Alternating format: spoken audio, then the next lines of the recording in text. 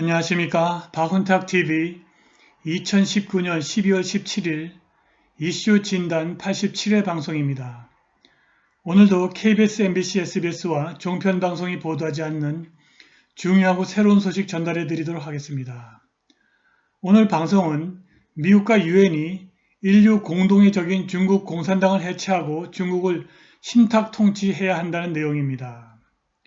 중국 공산당은 이미 인류 공동의 적으로 낙인이 찍혔습니다. 수백만 팔원궁 신도와 위구르족의 장기를 수확하고 있고 미국과 서방 세계에서 지적재산권 도둑질로 떼돈을 벌고 있습니다. 지금 미국과 중국이 벌이고 있는 무역전쟁은 제로섬 게임입니다. 중국 공산당이 죽어야만 끝날 수 있는 제로섬 게임입니다. 오늘 방송을 끝까지 시청하시면 미국이 중국 공산당을 해체하고 중국의 신탁 통치를 해야 글로벌 번영을 이룰 수 있는 이유를 깨닫게 되실 것입니다. 방송 시작하겠습니다. 구독 버튼, 알람벨 버튼, 좋아요 버튼 부탁드리겠습니다. 중국 공산당이 지난 2년 동안 미국과 무역협상에서 보여준 강원 양면 전략이 세상을 놀라게 했습니다. 중국 공산당의 국제법과 국제관행 위반 행위가 미중 갈등을 일으켰을 뿐만이 아니라 중국 공산당에 대한 글로벌 사회의 경각심을 불러왔습니다. 민주주의와 법에 의한 지배라고 하는 제도적 틀에 기반을 둔 규제는 중국 공산당을 통제하지 못했습니다.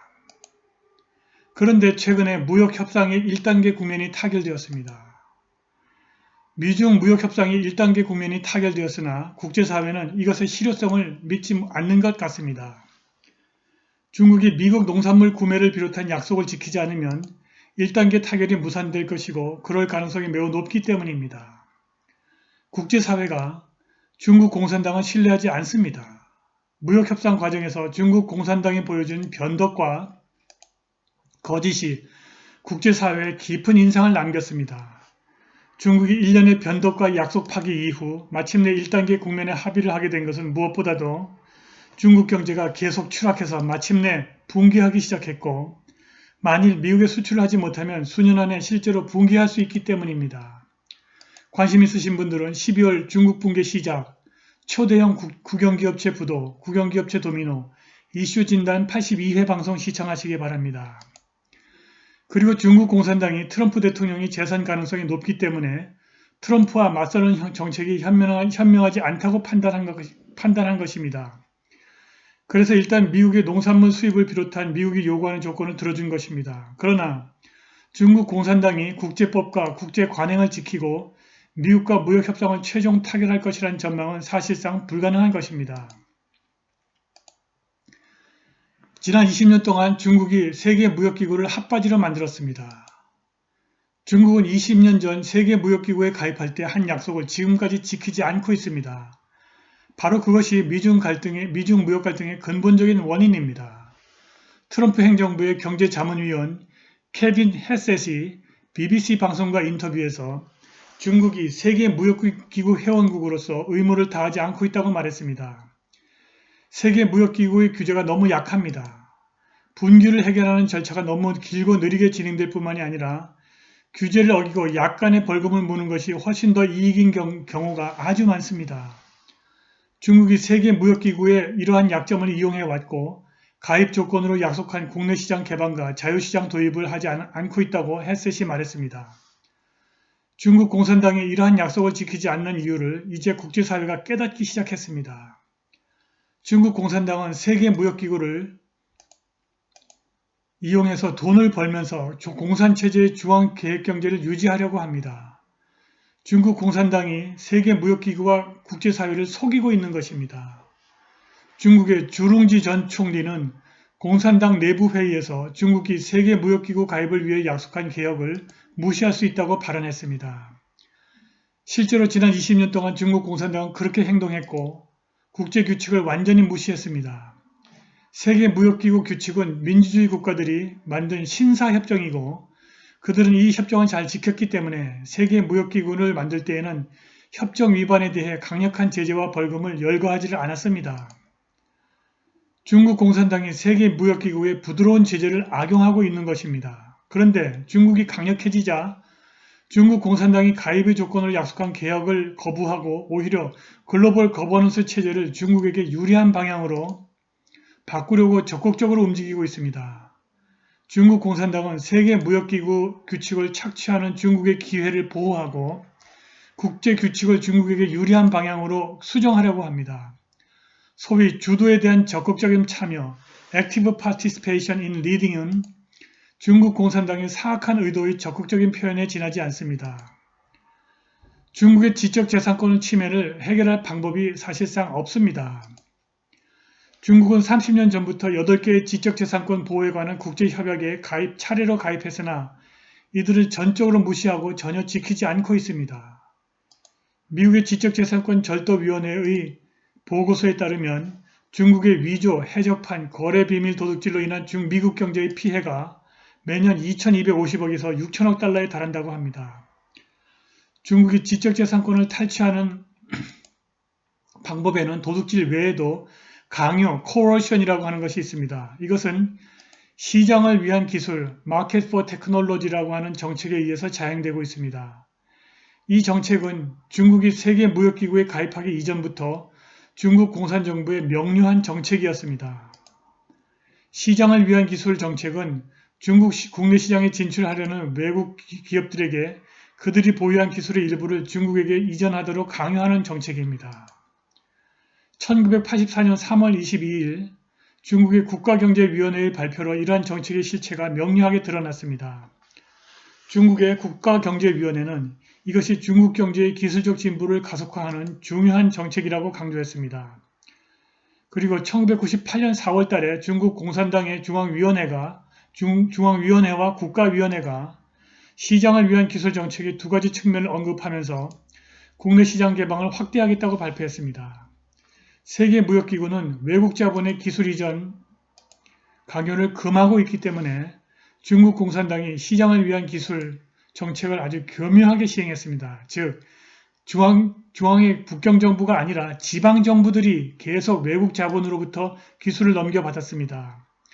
2015년 중국에 대한 국제적인 조사가 98건 있었는데 그들 중에서 전자기계와 경공업 기술이 불법적인 지적재산권 이전의 80%를 차지했습니다. 유럽연합의 중국 주재 상업위원회가 394쪽짜리 연례 보고서를 냈는데 중국에 진출한 유럽 기업의 20%가 중국인 파트너에게 기술을 이전한 것으로 나타났습니다. 2018년에는 한국의 LG 디스플레이가 광저우에서 공장 건설 승인의 조건으로 대형 OLED 모니터 제조 기술을 전수하라는 요구를 받았다고 한국 언론 매체가 전했습니다. 중국이 외국 기업에게 전수를 요구하는 기술은 첨단 기술과 군사용으로 전용될 수 있는 것입니다. 그 밖에도 중국 공산당은 외국 기업의 기술자를 매수하고 기술을 훔치고 서방에서 해외 유출을 금지하는 첨단 기술 제품을 중국으로 밀수해 들여오고 군대 정보 부서를 서방에 보내서 미국 연방정부와 민간기업의 데이터베이스를 해킹해서 지적재산권을 탈취합니다. 중국 공산당은 불법적으로 얻은 서방의 선진기술을 국내에서만 사용하지 않습니다. 부적절하게 획득한 외국 기업의 첨단 기술을 사용해서 모조품을 만들어 국제시장에 저렴한 가격에 내다 팔아서 엄청난 이윤을 창출하는 동시에 서방 세계의 관련 산업을 파괴해버립니다. 이것은 중국이 가입한 8가지 지적재산권 국제협약의 위반이지만 이들 국제협약은 세계무역기구처럼 신사협정이고 위약에 대한 제재와 처벌 조항이 너무 약해서 중국의 위반 행위를 제재할 수가 없습니다. 9월 25일 중국 공산당의 공식 해외 선전 매체 두어웨이 뉴스에서 이런 사설을 냈습니다. 어떠한 국제협약도 위반할 수 있다. 왜냐하면 한 나라 안에서 맺어진 합의는 공증을 받을 수 있고 그 나라의 정부가 감독을 하지만 국제협약은 공증을 받을 수도 없고 감독도 할 수 없기 때문이다. 유엔과 국제사법재판소 그리고 다른 강제력 없는 기구들은 단지 세계의 강자들이 사용하는 도구일 뿐이다. 이것은 단지 중국 안에서 떠도는 말이 아니라 그들의 실질적인 의도입니다. 중국 공산당은 국제체제의 약점을 이용하려고 국제법과 국제규칙을 위반하는 국가의 행동을 감독하고 제재를 가할 수 있는 실질적인 강제력을 행사하는 기구가 없다는 사실을 잘 알고 있습니다. 뿐만이 아니라 중국 공산당은 언젠가는 스스로가 국제 권력이 되려고 합니다. 중국이 유엔과 다른 국제기구를 공개적으로 그리고 효과적으로 조작하려고 하고 있습니다.